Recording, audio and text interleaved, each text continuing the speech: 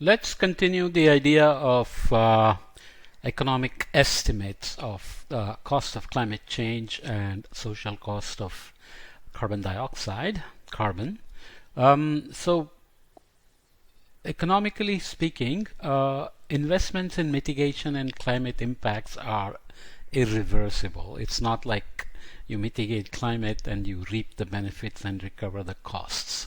And climate impacts often are also reversible or reducible, but that comes at a cost. It's not like reduced crop yields because of climate change can be recovered over time. It increases so that you recover the cost of climate impacts on crop yields, so they are irreversible. We define these as kind of wicked problems where there is no room for trial and error, and like playing the stock market or something and recovering the costs, right? So in that case, waiting to see what happens is in fact a option as well, a legitimate, economically justifiable option.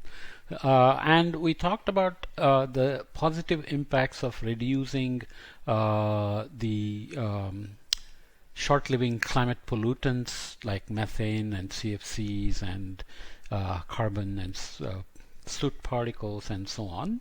And obviously they had lots of positive impacts on climate and also global impacts, the so-called non-excludable impacts. But who does it and how do you estimate the cost? That's not always easy. So New York University did this survey asking economists to say under what conditions should US begin to reduce its emissions. This is where people's economic principles or core values come into being. I'm not going to go into the details of it, but fortunately 57% of them said regardless of the actions other countries take, US should start reducing its emissions. So whatever their motivation, whether it's local co-benefits or saying let the free riders do what they want, we should reduce our emissions and so on. And about 15.5% said only if some other countries also commit, then US should go ahead.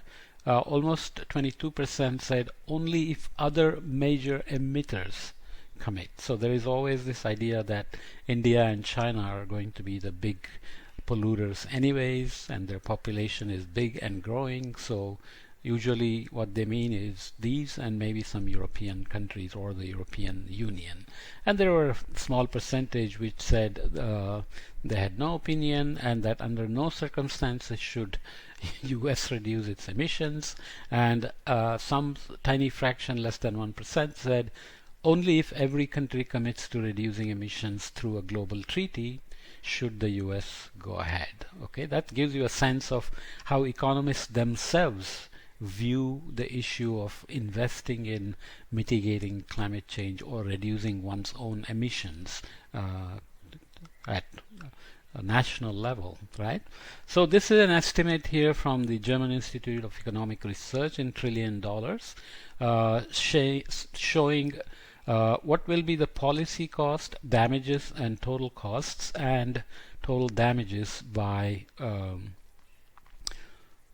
2100. Sorry, here policy cost by 2100, damages by 2100, total cost of these two by 2100, and the damages by 2200. So you can imagine people are thinking about really long-lasting climate impacts, and this is the cost of climate action. If we want to do something and want to implement policies and account for damages that will need to be protected against or compensated for, then that's the cost. And damages alone, if you did nothing, by 2100 would be here. and damages by 200 if you did nothing would be much higher. So here the total cost including damages and policy cost is lower than damages by themselves by 2100 if there is no climate action. So basically, in general, the agreement is that investing in policies to reduce climate impacts is going to have a payoff. So despite the difficulties of estimating costs of the impacts, emission reductions and so on, general consensus seems to be that the investments are going to bring some returns, or at least reduce the damages. That's another way to look at it. So there is a concept of abatement cost curve. An abatement cost curve measures two key variables: abatement potential and the cost of abatement. This is not just for nations or states, this is also for specific industries. For example, if you are a cement industry and cement industry is one of the high emitters, and if you want to abate your emissions, what would be the abatement potential? What's the maximum abatement you can accomplish? And what would be the cost of abatement? So in that sense, it's still hard to evaluate the abatement cost curves.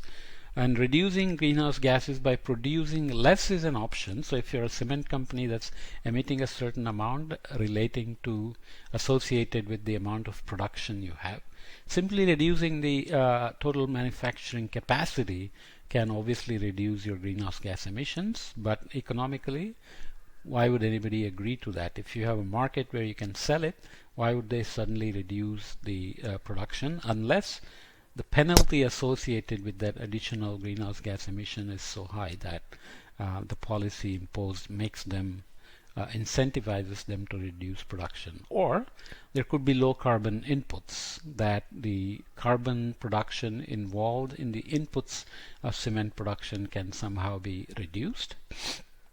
Renewable energy can be used, for example, or use new technologies that somehow become available and allow them to account for reducing greenhouse gases. In these cases, the companies themselves, if they have a mandate of abating their emissions and they have to report the abatement potential and abatement cost, they have no motivation to reveal the real abatement cost, and instead they have incentives to exaggerate them to avoid new restrictive policies. This happens a lot, not just with climate change, but if companies are told to reduce the pollution in their water use, for example, or releasing their products or their residues, whatever you want to call them, into the local river. Let's say a thermal plant is using water to cool the system as a cooling system and is releasing water at very high temperatures that can damage the ecosystems, and you tell them to reduce it by 2 degrees. They will exaggerate how much it will cost and how that can completely take away their profits and make it impossible for them to function and so on. Okay. Given all that, the curves here present an estimate of maximum potential of all technical GHG abatement measures below $60 per ton of CO2 equivalent if each lever was pursued aggressively. It's not a forecast of what role different abatement measures and technologies will play. Okay, so this is estimates of abatement cost in this axis and the abatement potential in terms of gigaton CO2 equivalent reduced per year. Okay, those are the two axes, and these are the ones that have negative abatement potential in the sense that they have negative cost associated with them. So they have there is the reduction in CO2 on this axis, and that's the benefit of reducing this CO2 equivalent. So lighting, switching to incandescent LED, has potential to reduce the cost. Insulation retrofit, motor systems efficiency, cropland nutrient management, clinker substitution, and so on up to here, small hydro. Okay, so for example, retrofitting a building like Empire State Building in New York City is shown to have recovered the cost since they did it, I think, few decades ago. So there is a negative cost associated with this. This is not instantaneous negative cost, but retrofitting residential HVAC, for example, would reduce your energy usage, loss of heat and cold, cooling and heating, and over time you would recover the retrofitting cost, so you would more than recover, so you would have a negative cost. The same with residential electronics, appliances, and so on. In terms of reducing gigaton CO2 equivalent per year by spending some amount per ton, here are the various items. Organic soil restoration, so starting here, reduce slash and burn agricultural conversion, reduced pasture land conversion, grassland management, pasture land afforestation, low penetration of wind energy, plug-in hybrid cars, gas plant carbon capture and sequestration retrofit, coal carbon capture and sequestration retrofit, and so on. So despite the difficulties of estimating abatement costs and abatement potential, this calculation shows some estimates of doing it with benefit, so negative abatement costs, and also in terms of reducing CO2 emissions with a certain cost of emission mitigation in dollar CO per ton of CO2 equivalent. Okay.